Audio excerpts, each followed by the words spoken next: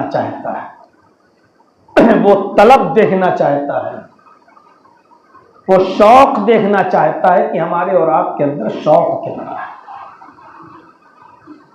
वरना रमजान खुद अपने अंदर बहुत सी चीजों को लिए हुए है। या अय्युहल्लज़ीना आमनू कुतिबा अलैकुमुस्सियाम, ईमानो वालो तुम्हारे ऊपर रमजान के रोजे लिख दिए गए। यहां मैंने सही तर्जमा किया है, लिख दिए गए। तर्जमा यह भी किया जाता है कि तुम्हारे ऊपर फर्ज कर दिए गए हैं। लेकिन अल्लाह ने कुरान की आयत में कुतिबा कहा है, कुतिबा अलैकुमुस्सियाम, लिख दिए गए हैं। और अल्लाह जब किसी चीज को लिख देता है तो इसका मतलब यह है कि वो अनमिट है, वो कभी मिट नहीं सकती। फर्ज का मतलब यह है जो किसी कंडीशन में रुखसत तो हैं लेकिन माफ नहीं है। नमाज भी फर्ज है हमारे ऊपर और रोजा भी फर्ज है। नमाज भी कभी किसी भी हालत में माफ नहीं है और रोजा भी किसी भी कंडीशन में माफ नहीं है। अब दो चीजों को समझने की कोशिश कीजिएगा। नमाज के फर्जियत में और रोजे की फर्जियत में क्या फर्क है?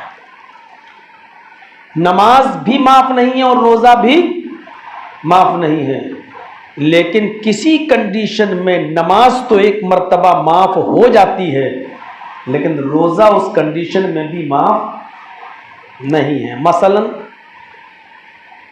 हमारी माँ बहनें हैं, फितरी चीज है, उनको पीरियड शुरू होता है, नमाज माफ है। 5 दिन, 6 दिन, 7 दिन, जो उनकी एक आदत है मामूल के मुताबिक, इतने दिनों में जितनी भी वो नमाजें छोड़ेंगी वो नमाजें माफ हैं। उनकी कज़ा भी नहीं है कि वो बाद में उसको दोहराएं। यह है फर्ज में और मकतूब में, यानी लिख दिए गए में फर्क। नमाज के बारे में है कि हमने तुम्हारे ऊपर नमाज फर्ज की, और रोजे के बारे में है कुतिबा अलैकुमुस्सियाम, हमने रोजे तुम्हारे ऊपर लिख दिए। मर्द के ऊपर किसी भी कंडीशन में नमाज माफ नहीं है, किसी भी कंडीशन में। अगर आप बीमार हैं तब भी नमाज पढ़ेंगे। वुजू बनाने से बीमारी बढ़ती है तो तयम्मुम करके नमाज पढ़ेंगे। खड़े होकर नमाज पढ़ने की ताकत नहीं है तो बैठ के पढ़ेंगे। बैठ के पढ़ने की ताकत नहीं है तो लेट कर पढ़ेंगे। लेट कर पढ़ने की ताकत नहीं है तो करवट से पढ़ेंगे। करवट से बैठ के पढ़ने की ताकत नहीं है तो इशारे से पढ़ेंगे। होंठ हिलाएंगे, दुआ पढ़ेंगे और आंख के इशारे से कहेंगे अल्लाहु अकबर, फिर दुआ पढ़ेंगे। फिर रुकू में जाना है, नहीं उठ पा रहे हैं, चल पा रहे हैं, तो आंख के इशारे से कहेंगे अल्लाहु अकबर, सुभान रब्बियल अज़ीम पढ़ेंगे, समी अल्लाहु लिमन हमीदा, आहिस्ता ही कहेंगे लेकिन कहेंगे। गर्दन नहीं हिल रही है लेकिन सलाम फेरेंगे, अस्सलाम वालेकुम वरहमतुल्लाह, अस्सलाम वालेकुम वरहमतुल्लाह। नमाज पढ़ेंगे। पेशाब की थैली पड़ी हुई है, नलकी जिसको हम और आप बोलते हैं, पड़ी हुई है, थैली लटकी हुई है, आप पेशाब कर रहे हैं, इस्तिंजा नहीं कर पाएंगे ऐसी कंडीशन में, लेकिन इस कंडीशन में भी आप नमाज पढ़ेंगे। जिन नमाजों को हम बहुत मामूली समझ के छोड़ देते हैं, हम एक एहसास दिलाना चाह रहे हैं आपको कि नमाज इस कंडीशन में भी माफ नहीं है। पेशाब की थैली पड़ी है तब भी बहुत से लोगों को ऑपरेशन कर दिया जाता है और लैट्रीन का रास्ता बंद करके दूसरी जगह का लैट्रीन का रास्ता बना दिया जाता है, लैट्रीन की थैली भी लटकी हुई है आपकी और नमाज का टाइम हुआ है। जिस कंडीशन में भी आप नमाज पढ़ सकते हैं, आपको उस कंडीशन में भी नमाज पढ़ना पड़ेगी।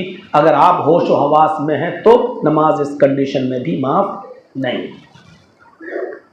लेकिन कभी आपने सोचा है इतनी अहम दर्जा रखने वाली नमाज हमारी मां बहन और बेटियों के ऊपर से पूरे उनके पीरियड के अय्याम में छूट जाने के बाद अल्लाह उसको माफ कर रहा है कि तुम्हें पढ़ने की जरूरत नहीं, तुम्हें दोहराने की जरूरत नहीं, उसकी कज़ा की जरूरत नहीं। इसी का नाम शरीयत है। नबी ने जहां कह दिया वहां करना है और जो चीज हटा दी वो हटा दी।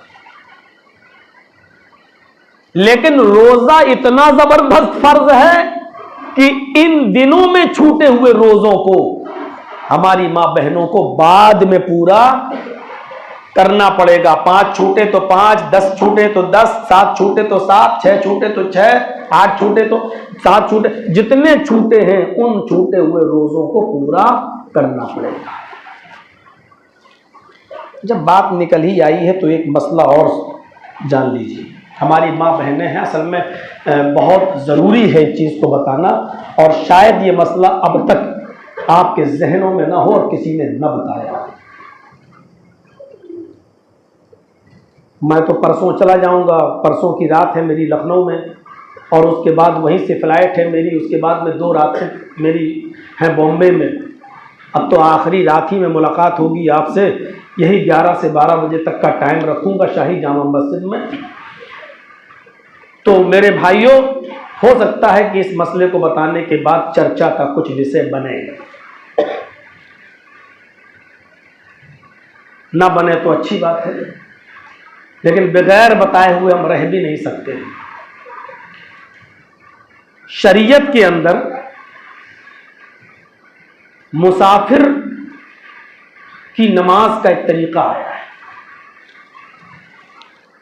थोड़ी सी स्पीड मैंने अपनी कम कर ली ताकि मैं अपनी बात को आपको समझा सकूं। मुसाफिर 2 नमाजें एक साथ पढ़ सकता है, ज़ोहर और असर एक साथ पढ़ ले। जैसे मुझे निकलना है लखनऊ के लिए, एक मिसाल दे रहा हूं, और मेरी ट्रेन है 3 बजे की। अब ट्रेन में आजकल के हालात बहुत ख़राब हैं, तो ज़ोहर की जब हम नमाज पढ़ेंगे अपनी शाही मस्जिद में या नीचे वाली मस्जिद में, तो 4 रकात ज़ोहर पढ़ेंगे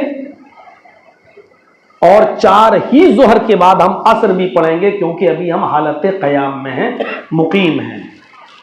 बस अभी असर का वक्त हुआ नहीं है, लेकिन मेरी ट्रेन है 3 बजे।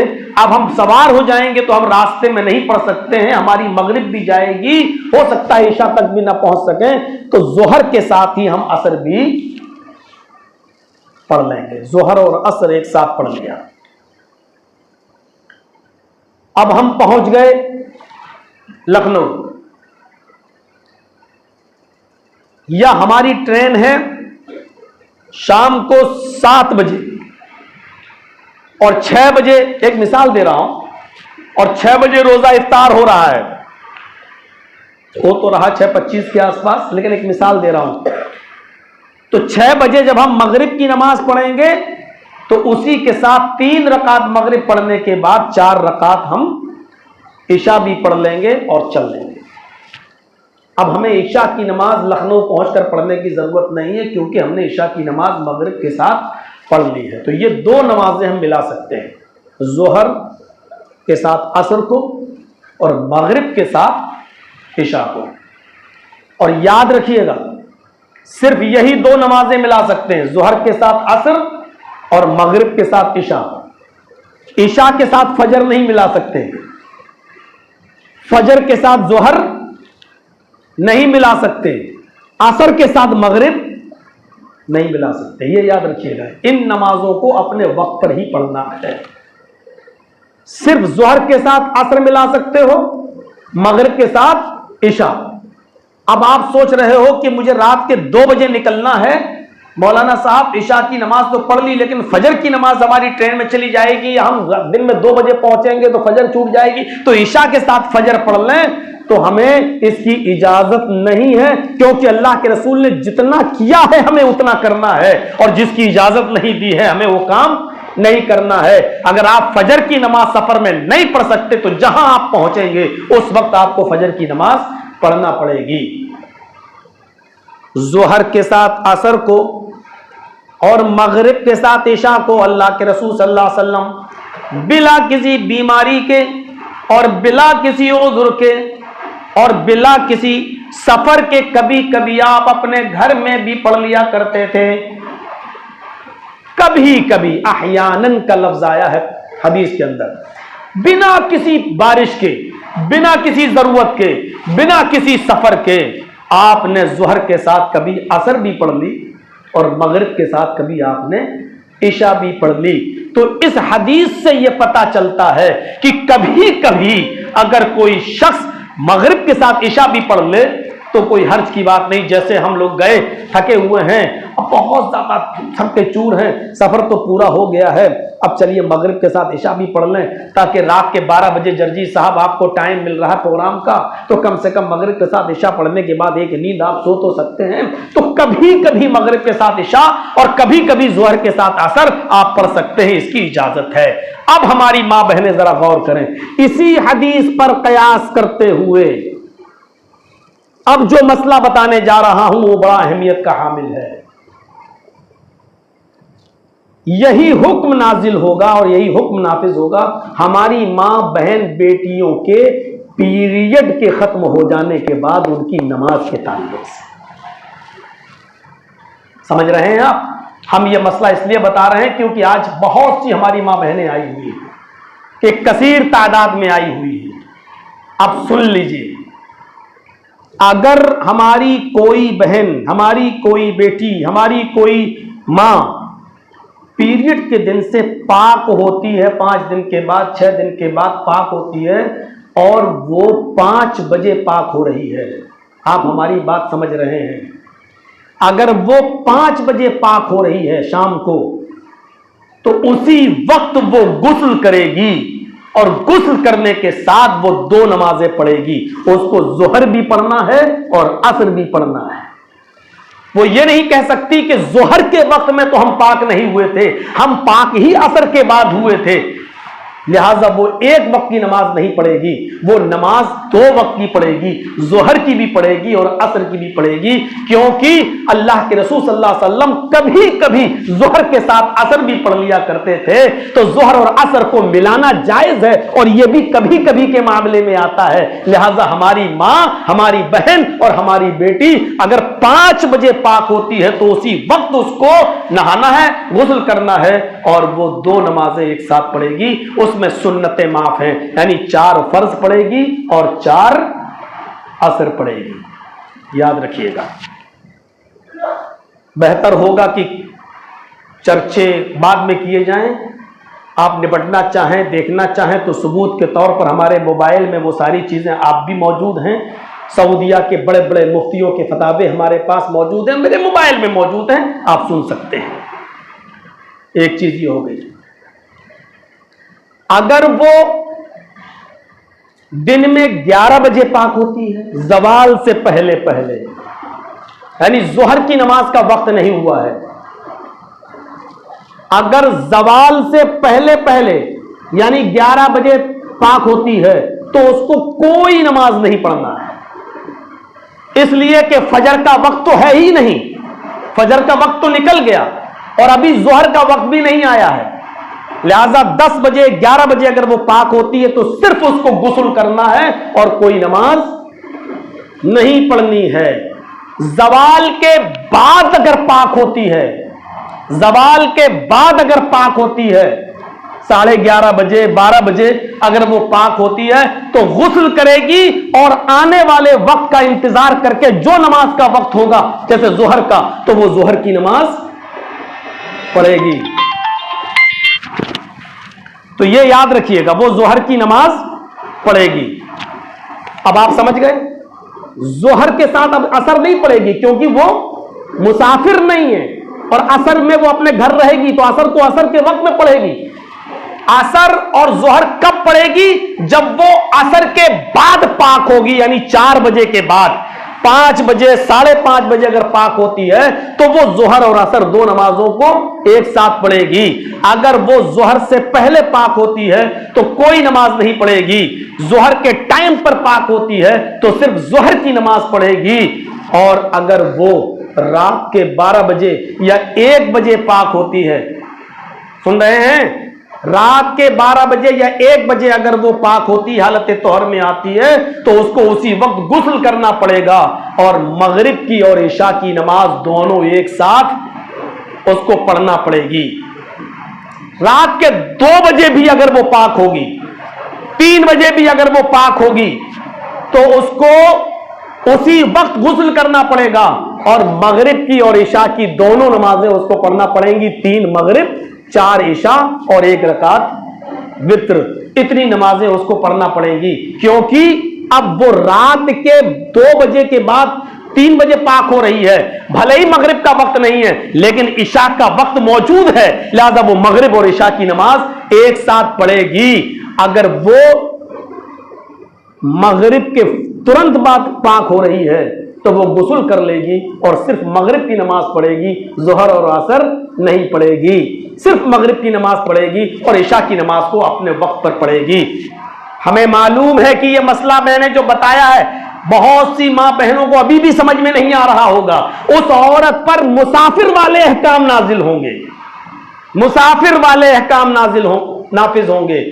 फिर से समझ लीजिए, अगर फजर की नमाज से 10 मिनट पहले भी वो औरत पाक हो रही है तो उसी वक्त वो गुस्ल करके मगरिब और इशा दोनों नमाजें एक साथ पढ़ेगी। 3 रकात मगरिब और 4 रकात इशा और 1 रकात वित्र।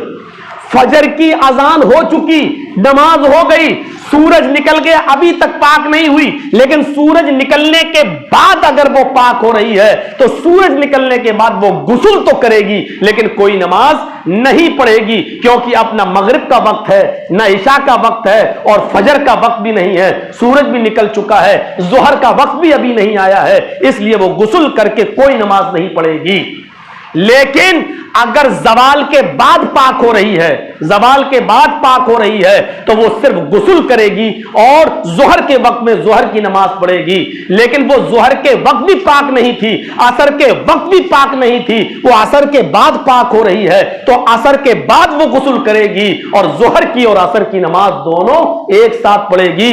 क्योंकि अल्लाह के रसूल कभी कभी जोहर और असर एक साथ पढ़ा करते थे। यह मसला मैं मोहल्ला भूरा में बताना चाह रहा था, लेकिन चूंकि आधे ही घंटे का खुतबा था इसलिए मैंने सोचा कि अगर इस बहस को छेड़ दूंगा तो जो हमें बताना था वो हम नहीं बता पाते, इसलिए मैंने चमरेटी के लिए वादा कर लिया था। हमारी मां बहनें यहां कसीर तादाद में आई हैं, उनको इस मसले की वजाहत हो जानी चाहिए कि वो 2 नमाजें एक साथ पढ़ेंगी। रात में किसी भी वक्त पाक होंगी तो मगरिब के साथ इशा पढ़ना पड़ेगा और दिन में जोहर के बाद अगर असर से पहले पाक हो रही है तो सिर्फ जोहर की नमाज, असर के बाद पाक हो रही है तो जोहर और असर दोनों को एक साथ, मगरिब के तुरंत बाद पाक हो रही है तो सिर्फ मगरिब की नमाज और इशा के बाद अगर कभी भी पूरी रात में अगर पाक हो रही है तो मगरिब और इशा दोनों नमाजों को एक साथ उनको पढ़ना पड़ेगा। लेकिन मेरे भाइयों, हालत नापाकी में छूटी हुई नमाजों की कज़ा नहीं है। हाँ, जो नापाकी की हालत में छूट गई है उनको वो बाद में नहीं दोहराएंगी, लेकिन पाक हो जाने के बाद फिर 1 घंटा भी उनको इंतजार नहीं करना है, गुस्ल फौरन करना है और छूटी हुई नमाज जो उस वक्त के अंदर है उसको उनको पढ़ना है, जो उस वक्त के अंदर है।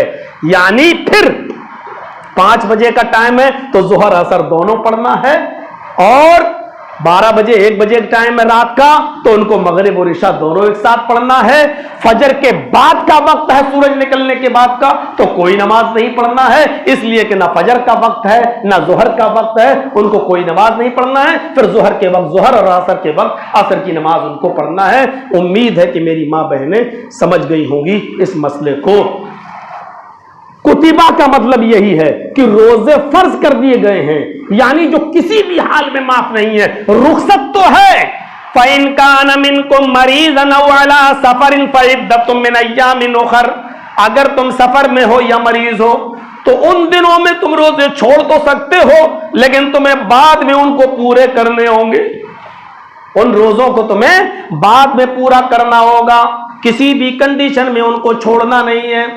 अगर 4 या 5 रोजे बीमारी की वजह से आपने छोड़ दिए और आपके बेटे को मालूम है और आपका इंतकाल हो जाता है दूसरा रमजान आने से पहले, तो ये छूटे हुए रोजे बाद के उसका बेटा पूरा करेगा, उसकी बेटी पूरी करेगी, उसकी बीवी पूरी करेगी।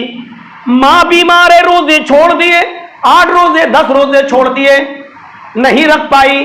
ईद के बाद उम्मीद थी कि हम रख लेंगे, लेकिन दूसरा महीना रमजान का आने से पहले मां का इंतकाल हो गया, तो ये जो 10 रोजे उसके छूटे थे, ये 10 रोजे मां की उस बेटी को रखना पड़ेंगे या बेटे को रखना पड़ेंगे या शौहर को रखना पड़ेंगे, उसके करीबी रिश्तेदार को ये छूटे हुए रोजे रखना पड़ेंगे। देख रहे हैं, किसी भी कंडीशन में माफ नहीं है। हमारे शोर में तो मेरे भाइयों छूटे हुए रोजे। अब एक और कंडीशन है, मान लीजिए हमारे 15 रोजे तो बीमारी की हालत में छूट गए, नहीं रख पाए, अब 15 बचे, जैसे 20 रोजे हो गए, आज 20 हो गए। अब कोई बीमारी रहा 20 रोजे में और 20 रोजे वो नहीं रख सका और बीमारी की वजह से, लेकिन उम्मीद थी कि ये ठीक हो जाएगा और 20 रोजे रखने के बाद उसका इंतकाल हो गया रमजान के महीने में। अब 10 रोजे थे बाकी, लेकिन इंतकाल उसका 20वें रोजे को दिन में 3 बजे या 4 बजे उसका इंतकाल हो जाता है। तब ऐसी कंडीशन में आपके रिश्तेदार को सिर्फ 20 रोजे पूरे करना पड़ेंगे, 10 रोजे जो बाकी थे वो पूरे नहीं करना पड़ेंगे, क्योंकि जब उसका इंतकाल ही हो गया, फर्जियत उसके ऊपर से साकित हो गई, तो वो 10 रोजे तो उसके ऊपर फर्ज ही नहीं है। क्यों? क्योंकि वो तो इंतकाल कर गया है। जिंदा होता तो मुकल्लफ होता, जब जिंदा ही नहीं है तो उसके ऊपर से वो 10 रोजे माफ हैं, वो 10 रोजे नहीं, लेकिन 20 रोजों में वो मुकल्लफ था। वो बीमारी की वजह से छोड़े हैं, उज़्र की वजह से छोड़े हैं, जो बाद में उसके रिश्तेदारों को पूरा करना पड़ेंगे। मसले बहुत अहम है। मौलाना साहब कितनों चीख लो, करता कौन है? औरतें अपने छूटे हुए रोजे पूरे साल गुजर जाते हैं, उसके बाद फिर तौफीक नहीं होती कि वो रखें। मौलाना आप कितनों मसला बता दो कि जोहर और असर की नमाज कौन औरत पढ़ेगी और रात में 3 बजे कौन उठ के नहाएगी, वो आपका मामला है, वो आपका मसला है, वो आप जाने। हमारा जो मामला है बताने का, वो हम बताएंगे। शायद 2-3 ही मान जाए, एक ही मान जाए और वो अमल करने लगे, तो हमारे लिए तो इतना ही काफी है कि जब तक वो अमल करेगी हमें सवाब मिलता रहेगा, उसको भी सवाब मिलेगा, हमें भी उसके अमल का सवाब मिलता रहेगा, उसके सवाब में कोई कमी भी नहीं होगी। तो आदमी इसलिए थोड़ी तकीर करता है कि सब सुधर ही जाएंगे, इसलिए तकीर करता है कि अगर एक शख्स को भी हिदायत मिल गई तो बस उसकी निजात के लिए काफी है। तो मेरे भाइयों, ये बात याद रखिएगा। तो फर्जियत में ये फर्क है, नमाज तो छूटी हुई वो औरत बाद में पूरा नहीं करेगी, उसको पढ़ने की जरूरत नहीं, लेकिन इन दिनों में जो रोजे छूट जाएं वो रोजे उसको बाद में पूरे करने पड़ेंगे। तो या अय्युहल्लज़ीना आमनू कुतिबा अलैकुमुस सियाम, ईमानो वालों तुम्हारे ऊपर रमजान के रोजे फर्ज कर दिए गए जैसा कि तुमसे पहले के लोगों पर फर्ज कर दिए गए थे। ये तुम्हारे ऊपर जुल्म नहीं है। ये मत सोचो कि अल्लाह रब्बुल आलमीन हम ही को भूखा प्यासा क्यों रखना चाहता है। नहीं, अल्लाह रब्बुल आलमीन जालिम नहीं है जो अपने बंदों को भूखा और प्यासा रखना चाहता है, बल्कि वो कह रहा है कि तुमसे पहले भी जो उम्मतें हमने पैदा की, उन उम्मतों के ऊपर भी हमने रोजे फर्ज किए थे। और रोजे का मकसद यह है लअल्लकुम तत्तकून, ताकि तुम्हारी जिंदगियों में तकवा आ जाए। पूरी जिंदगी में तकवा आना चाहिए। तकवा उठने में, बैठने में, लेटने में, सोने में, जागने में, खाने में, पीने में, बिजनेस में, हलाल और हराम में, हर चीज में, शादी में, ब्याह में, मियाँ बीवी के हुकूक में, बच्चों के हुकूक में, हर चीज में तकवा होना चाहिए। याद रखिएगा, आप चाहे कितने बड़े नमाजी रहिए, चाहे कितने बड़े तहज्जुद गुजार रहिए, नमाजें पढ़ते पढ़ते आपके सरों पर नमकीके क्यों ना हो जाएं, दाढ़ियां इतनी लंबी क्यों ना हो जाएं जो आपके पेट तक आ जाएं, आप तहज्जुद गुजार बन जाइए। लेकिन अगर आप अपनी विरासत में, आपकी जमीन और जायदाद में सिर्फ बेटों के बारे में कहते हैं कि ये मेरे बेटों को दे देना मेरे मरने के बाद, लेकिन अपनी बेटियों को विरासत से महरूम कर देते हैं, तो आपका तकवा आपकी पॉकेट में, आपकी नमाजें आपके पॉकेट में, आपके हज और आपकी ज़कातें आपकी जेब में। आप गासिब हैं, अपनी बेटियों का हक मारने वाले कहलाए जाएंगे, अपनी बेटियों का हक मारने वाले कहलाए जाएंगे। जब तक बेटी खुद खुशी से ये न कह दे कि अब्बा हमें जरूरत नहीं है, हम तो पराए घर चले जाएंगे, हमारे भाई बहुत कमजोर हैं, उनके पास कुछ नहीं है, ऐसा करो कि आप मेरा हिस्सा इन दोनों को दे दो। और याद रखना, किसी एक को नहीं दे सकती है बहन। और इसकी मिसाल मैं अपनी बहन के ऊपर देता हूं। जैसे हम 3 भाई हैं और एक हम बहन है हमारी। अगर मेरी बहन ये कहे कि मैं अपना हिस्सा छोटे भाई को दे रही हूं, वो बहुत गरीब है, मैं हिस्सा तो लूंगी लेकिन मैं अपना हिस्सा छोटे भाई को दे रही हूं, तो मेरी बहन की भी बख्शिश नहीं होगी। तुम अपना हक अगर छोड़ रही हो तो तीनों भाइयों में फिर वो बढ़ेगा, किसी एक को नहीं दे सकती है वो। ये हमारी और आपकी लुगत में है कि मेरा हक मैं जिसको चाहूं दूं। ये हमारी और आपकी सोच और हमारी और आपकी डिक्शनरी में होगा, लेकिन शरीयत की डिक्शनरी में नहीं है। बहन अपना हिस्सा छोड़ सकती है लेकिन फिर वो हिस्सा बराबर तकसीम होगा तीनों भाइयों में।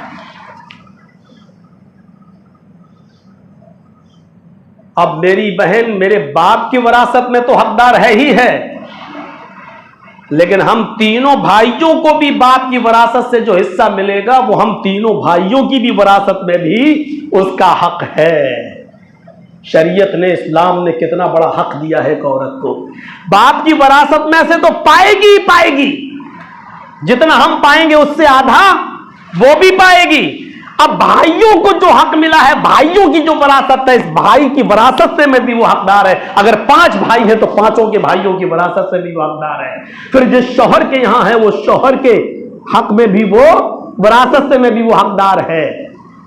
फिर अगर बेटा बड़ा हो गया और बेटे ने बहुत कमाया और बहुत बड़ी जमीन और जायदाद खरीद ली, तो वो अपने बेटे की विरासत से में भी वो हकदार है। चारों तरफ से मलाई मलाई दी है अल्लाह तबारक व तआला ने और उसके रसूल ने औरत को।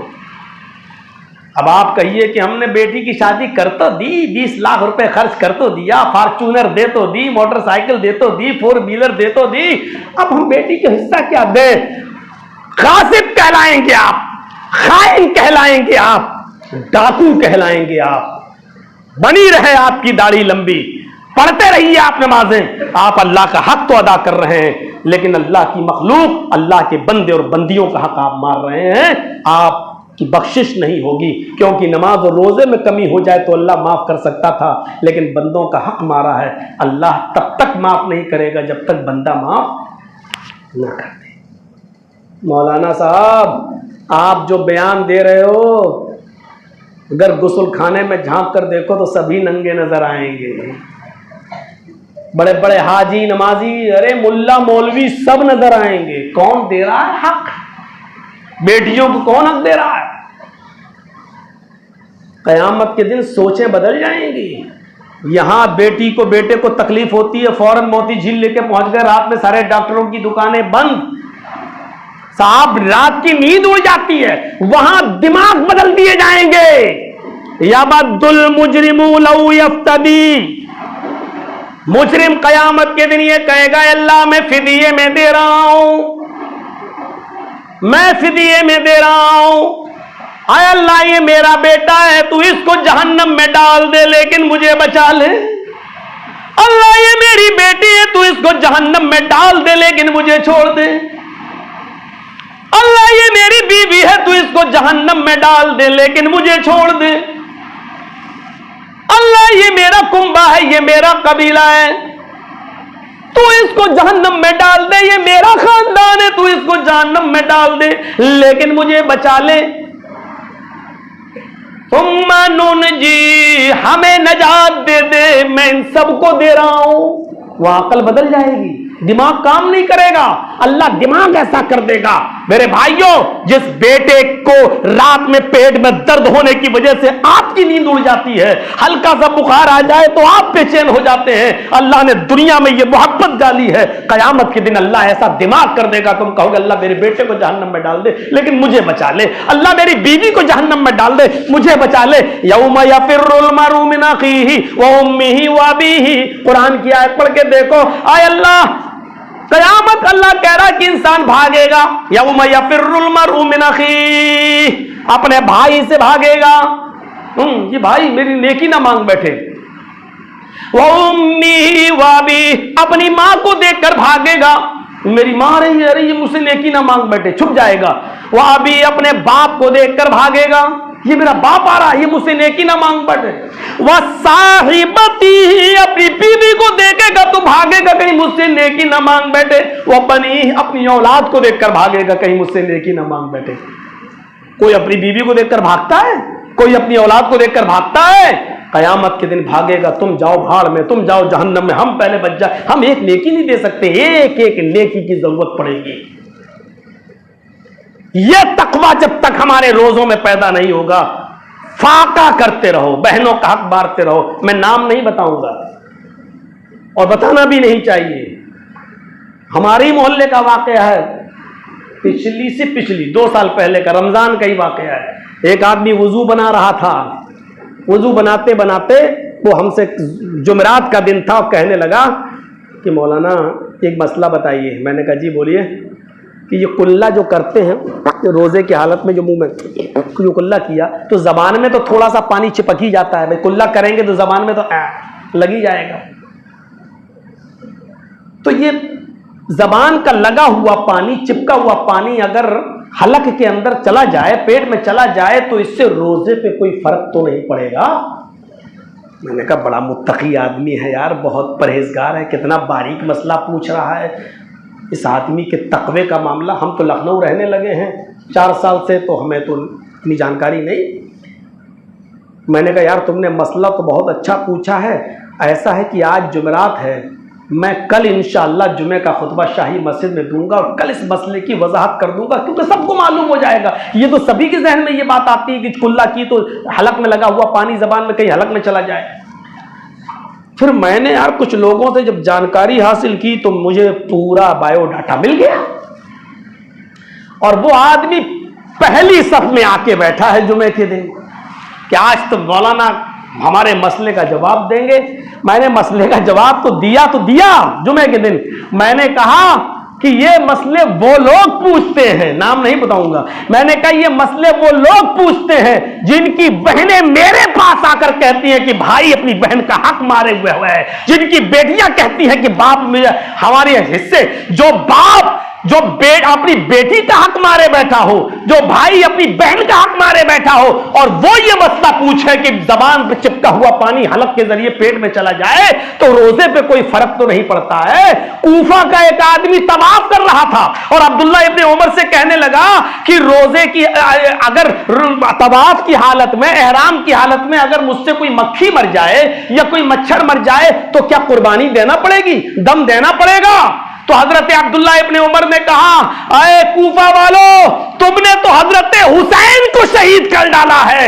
हुसैन का कातिल ये पूछ रहा है कि मच्छर को मारने में कोई हर्ज है, मक्खी को मारने में कोई हर्ज है? मेरे भाइयों, जो पूरी शुगर फैक्ट्री खा गए हो, सारा गुड़ खा गए हो, और वो पूछ रहे हैं कि मौलाना साहब गुड़ से बने हुए गुलगुले खाना चाहिए कि नहीं खाना चाहिए। मेरे भाइयों, तसव्वुर करो, ये रोजा उन लोगों के लिए नहीं है जो अपनी बहनों का हक मार के खाते हैं, अपनी बेटियों का हक मार के खाते हैं। मेरे भाइयों, तुम्हें ये इंसाफ करना होगा। लअल्लकुम तत्तकून का मतलब यह है कि उठने में, बैठने में, लेटने में, चलने में, फिरने में, और शादी में, ब्याह में, अदल में, इंसाफ में, रहन में, सहन में, खाने में, पीने में, बिजनेस में, कारोबार में, हर हर जगह जब तक तकवा नहीं छलकेगा तब तक तुम मुत्तकी नहीं बन सकते। एक बहुत लंबी दाढ़ी वाला आदमी, तहज्जुद गुजार आदमी, बड़ा 5 वक्त का नमाजी आदमी, फजर की नमाज जिसकी कभी तकबीर, पहली तकबीर भी नहीं छूटती, उस आदमी के बारे में जिक्र होने लगा।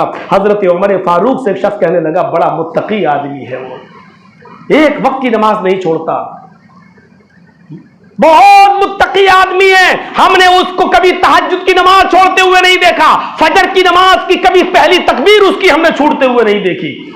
हजरत उमर ने कहा कि तुम जिस आदमी को मुत्तकी कह रहे हो, उस आदमी के साथ तुमने कभी सफर किया है? फरमाया नहीं। कहा क्या वो तुम्हारा पड़ोसी है? कहा नहीं। क्या तुमने कभी उससे कोई बिजनेस किया है, उसका लेन देन उसके साथ कारोबार के सिलसिले में हुआ है तुम्हारा? कहा नहीं। फरमाया आइंदा अगर तुमने ऐसे आदमी को मुत्तकी कहा तो इस कोड़े से हम तुम्हारी चमड़ी उधेड़ देंगे। जाहिरी शक्ल सूरत देखकर किसी को मुत्तकी और परहेजगारी का फतवा नहीं लगा सकते। हजरत उमर फारूक ने कहा कि मुत्तकी आदमी का अगर पता लगाना है तो ये 3 चीजों की तरफ गौर करो, वो सफर में भी नमाजों का उतना ही ख्याल रखता है या नहीं जितना घर में रखता है, अपने इलाके में रखता है। सफर में भी उसके ताल्लुकात तमाम लोगों के साथ वैसे ही है जैसे अपने मोहल्ले में रहते वक्त है। पड़ोस का आदमी पड़ोसी के बारे में जानता है कि वो कैसा है, तुम उसके पड़ोस में भी नहीं रहते हो, इसलिए तुम्हें क्या मालूम कि पड़ोसियों के साथ उसके ताल्लुकात कैसे हैं। वो खुद तो नमाजें पढ़ता है लेकिन उसका पड़ोसी उससे खुश नहीं रहता तो वो आदमी चाहे कितना बड़ा नमाजी हो, मुत्तकी नहीं हो सकता है। लेन देन में कभी तुमने उसको आजमाया नहीं कि तकवा कैसा है, परहेजगारी कैसी है। वो एक एक रुपए की पीछे लड़ता तो नहीं है, झगड़ता तो नहीं है, उसका लेन देन कैसा है। वो 10 रुपए का माल 20 में तो नहीं बेचता है, 10 का 11 में बेचता है तो ठीक है, लेकिन 10 का अगर 20 करके बेचता है तो उसका मामला कैसा है। जब तुमने उसके साथ न लेन देन किया, न उसके पड़ोस में रहते हो, न सफर किया है, तो ऐसे आदमी को तुमने मुत्तकी कैसे कह दिया।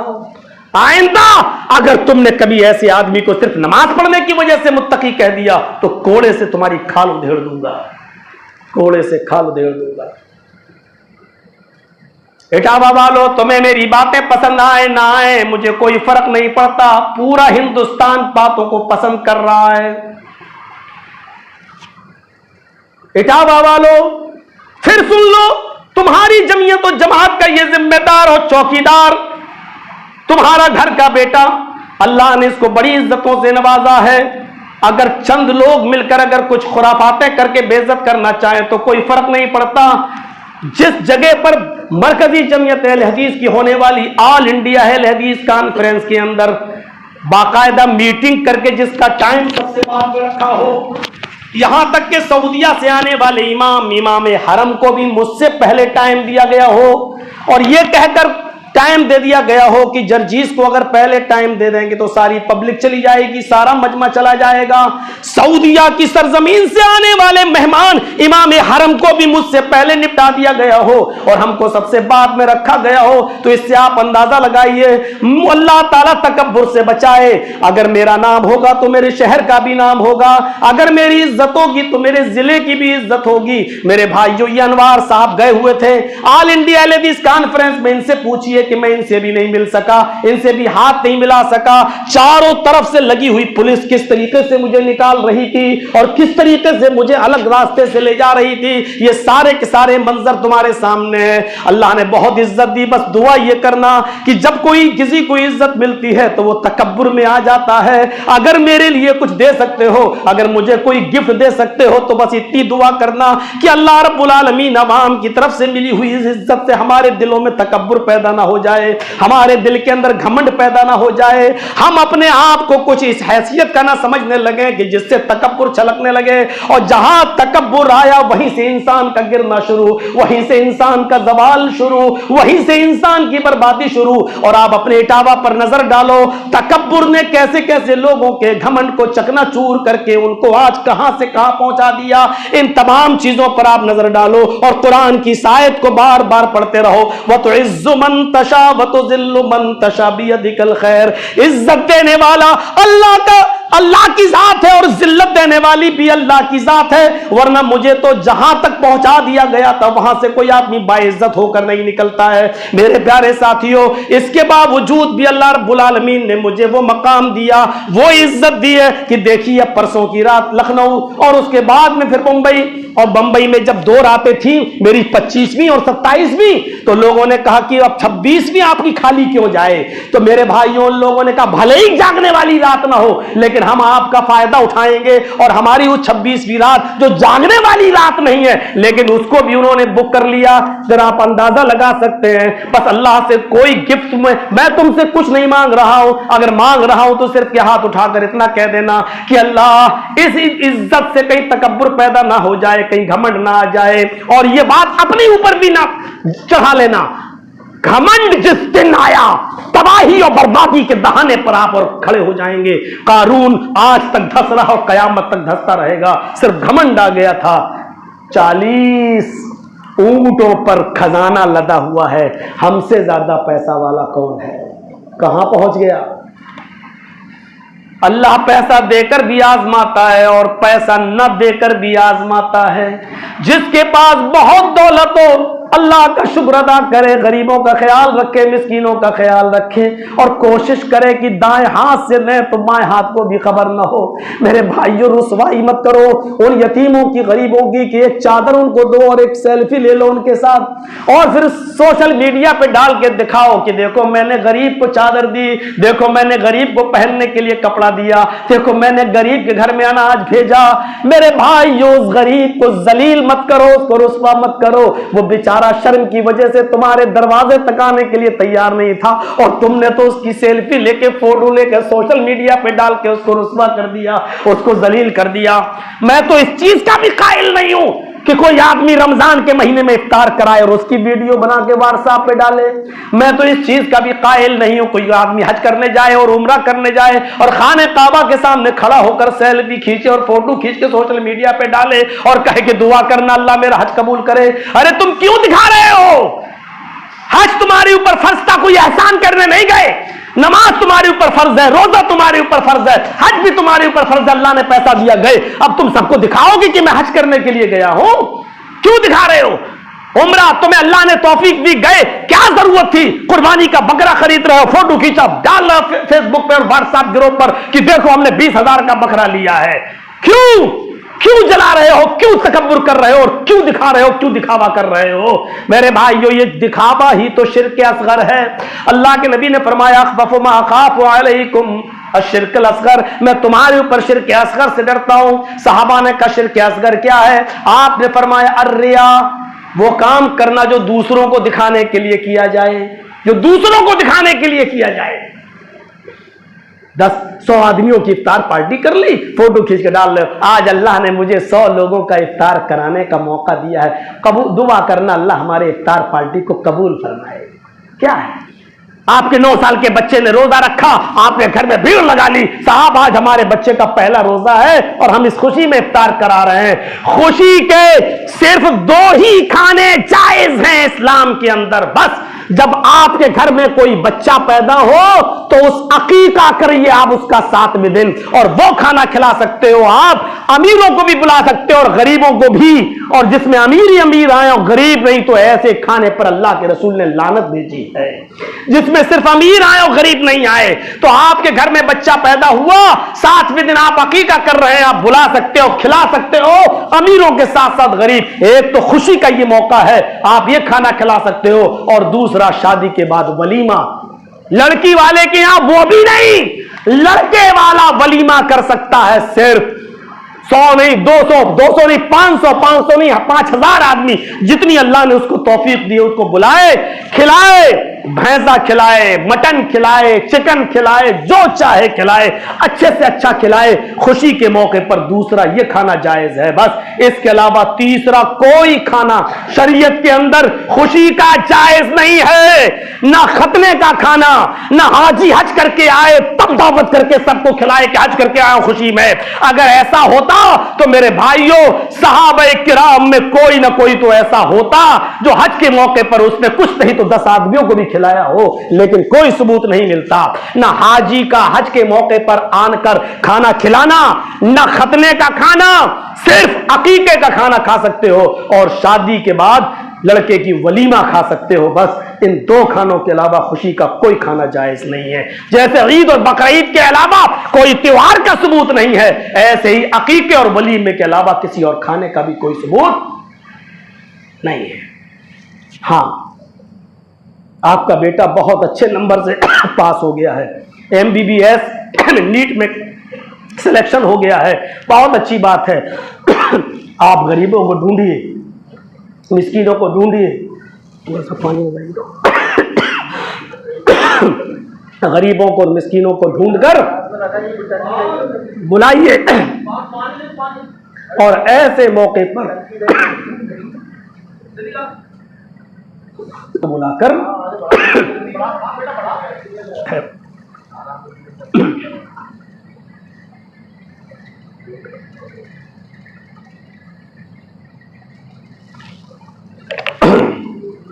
तो मेरे भाइयों, मैं अर्ज ये कर रहा था, बहुत अच्छी बात है, खुशी का मौका है, तो आप ऐसे मौके पर कुछ गरीबों को बुलाकर खाना खिलाइए उनको अपने घर में। और उन गरीबों को बुलाते वक्त आपके रिश्तेदार भी आपके घर आ सकते हैं और खाना खाएं।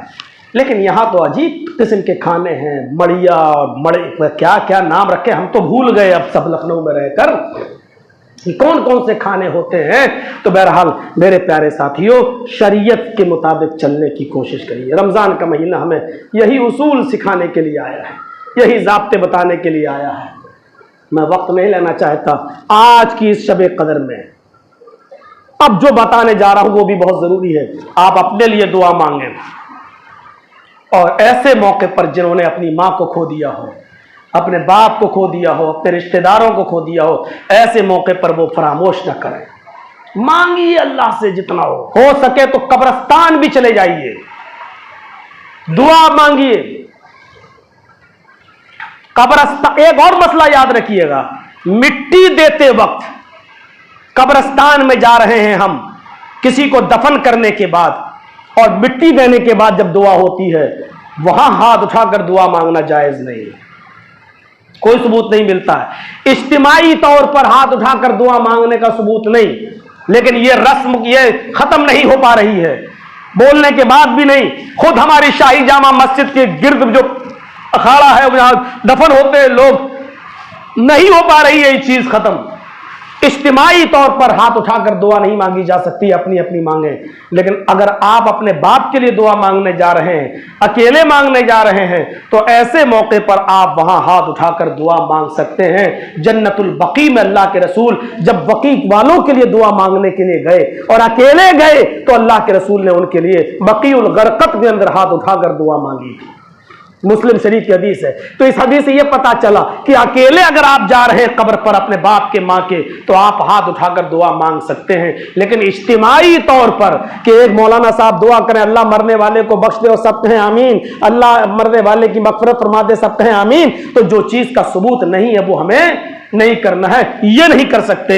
आप जाइए या यहां बैठिए, कब्रिस्तान जाने का मकसद तो सिर्फ इतना है, ये जरूरी नहीं आप सऊदीया में भी रहेंगे और आपके बाप यहां, तब भी आपकी दुआ पहुंचेगी उन तक।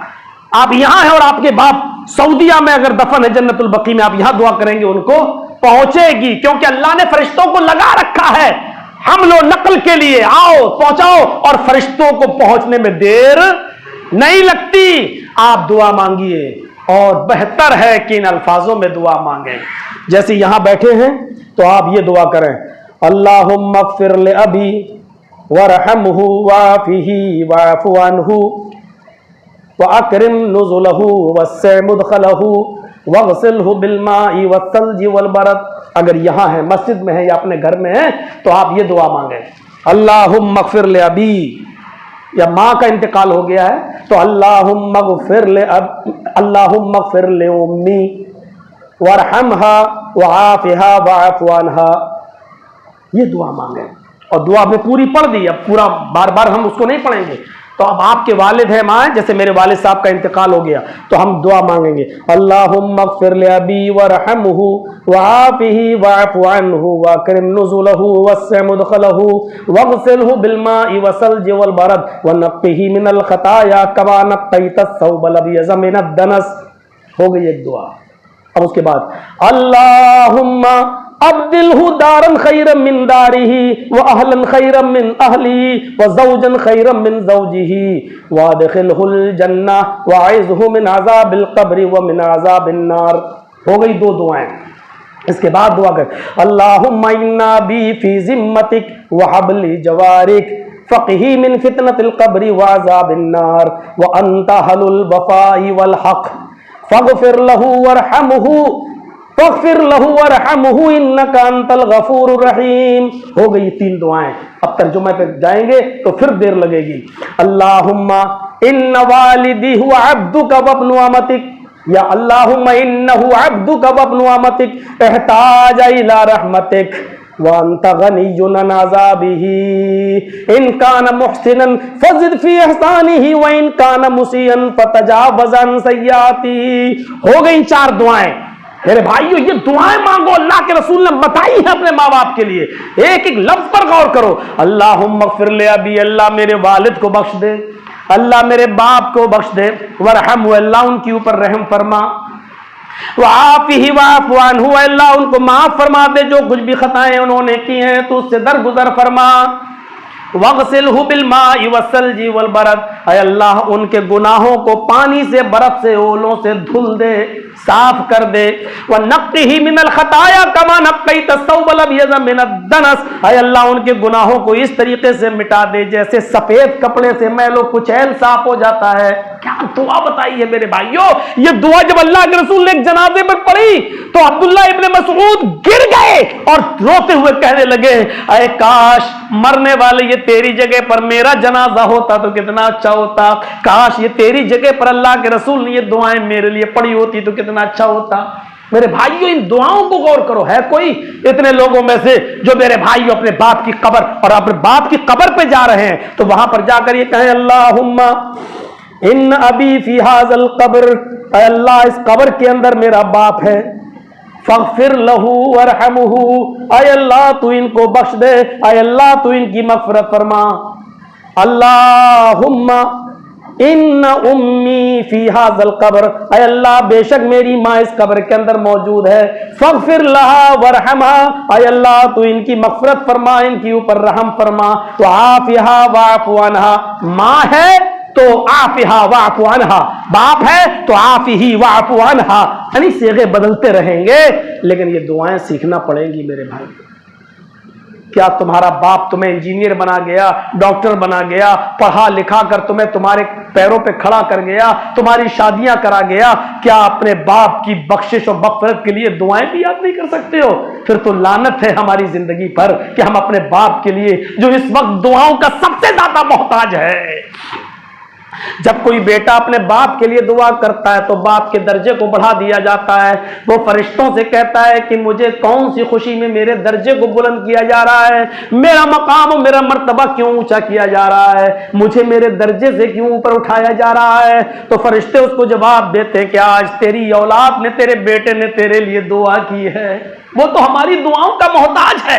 जैसे यहां बैठे बैठे हम और आप बरज़खी जिंदगी के बारे में कुछ नहीं कर सकते, यहां तक कि अपने बाप की कब्र को खोद कर देख भी नहीं सकते मेरे भाइयों। इसी तरीके से जैसे हमें बरज़खी जिंदगी का इल्म है लेकिन क्या कुछ कर नहीं सकते, ऐसी बरज़खी जिंदगी के अंदर मेरे माँ बाप को भी हमारा इल्म है लेकिन वो हमारे लिए कुछ कर नहीं सकते, हमारे घर में आ नहीं सकते, हमें कुछ मशवरा नहीं दे सकते।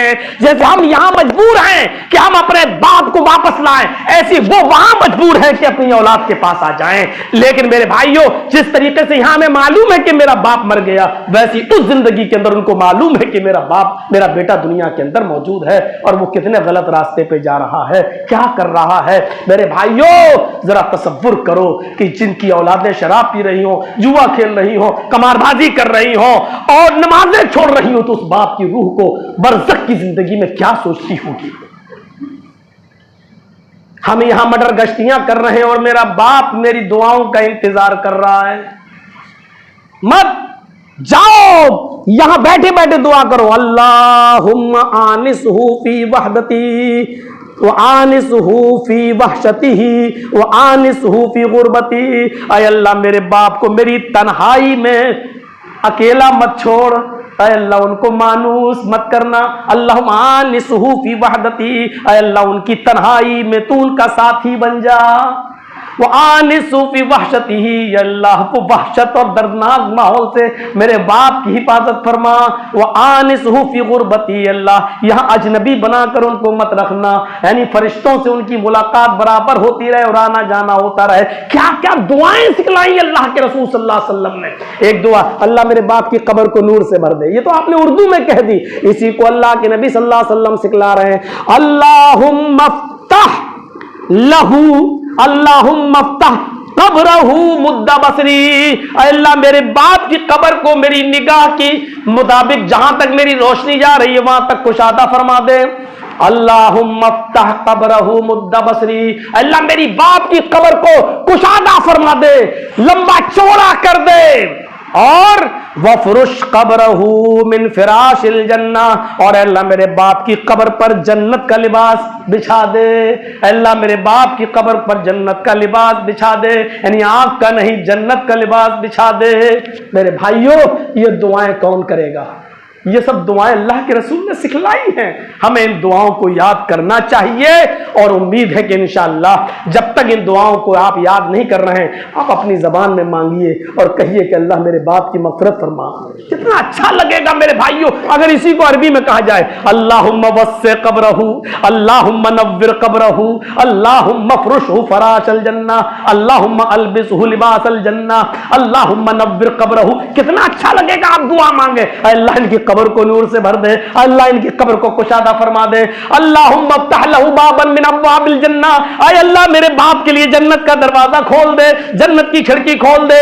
इन दुआओं को अगर आप अरबी में पढ़ें तो ये होगा कि हम वो दुआएं पढ़ रहे हैं जो जनाब मोहम्मद रसूलुल्लाह ने, इस पर सवाब भी मिलेगा हमें, लेकिन इन दुआओं को हमें और आपको याद करना होगा। मेरे भाइयों, तफसीली खिताब बहुत मुख्तसर हो गया है और फिर एक अहद व पैमान में लूंगा कि इस वक्त बहुत तेजी के साथ नजरें बदलती है एक दूसरे की। तो मेरे भाइयों, जमीयत और जमात को मुस्तहकम कीजिएगा और इंशाअल्लाह हम और आपको सबको मिलकर जमीयत और जमात के लिए मिलकर काम करना होगा। एक अहद और पैमान लेकर यहां से उठिए और हमें उन लोगों से चौकन्ना रहना होगा जो जमीयत और जमात में खलफचार फैलाना चाहते हैं और एक दूसरे को एक दूसरे से अलग करना चाहते हैं। लेकिन आप ये सोचो कि आज के बाद ऐसे लोग पैदा नहीं होंगे, तो ये नहीं होगा। अल्लाह ताला ने मूसा को पैदा किया है तो मुकाबले के लिए मेरे भाइयों, हैं समझ रहे हैं आप, फिरौन भी आया है। जब तक मुखालिफत नहीं होती है तब तक किसी चीज का समझना, अल्लाह ताला चाहता तो अल्लाह के रसूल से बहुत काम लेता और लिया भी है, लेकिन अल्लाह ताला ने अगर मोहम्मद रसूलुल्लाह को पैदा किया तो अबू जहल को भी पैदा किया, अबू लहब को भी पैदा किया, क्योंकि जब तक इनकी मुखालिफतें सामने नहीं आएंगी तब तक आप कैसे साबित कर पाएंगे कि आप हक पर हैं? कैसे साबित कर पाएंगे? तो याद रखना, मूसा वाला काम करोगे तो फिरौन जैसे लोगों से निपटना भी है, मोहम्मद रसूलुल्लाह वाला काम करोगे तो अबू जहल और अबू लहब जैसे लोगों से हमें और आपको साबका भी पड़ेगा। और हम ये दुआ करें कि अल्लाह हमें मोहम्मद रसूलुल्लाह के तरीके पर चलने वाला बना दे और शैतानी कामों में जो रुकावट बने अल्लाह उनमें हमें हौसला रखने की तौफीक अता फरमा और उनसे बहुत खूबी निपटने की तौफीक भी अता फरमा। मेरे प्यारे साथियों, ये दुआएं हमें और आपको करना है और इंशाअल्लाह दुआ करिए। हम आज शब कदर में कभी हम वैसे भी जलसों में हाथ उठाकर दुआ नहीं करते क्योंकि पूरी रात दुआओं की रात है। और फिर जो हमने जुमे में बताया था, अल्लाहुम्मा इन्नका अफ़ुव्वुन, अल्लाहुम्मा इन्नका अफ़ुव्वुन तुहिब्बुल अफ़्वा फ़अफ़ु अन्नी, ज्यादा से ज्यादा पढ़िए अल्लाहुम्मा इन्नका अफ़ुव्वुन, ऐ अल्लाह तू माफ करने वाला है, तू बहुत ज्यादा माफ करने वाला नहीं, बहुत ज्यादा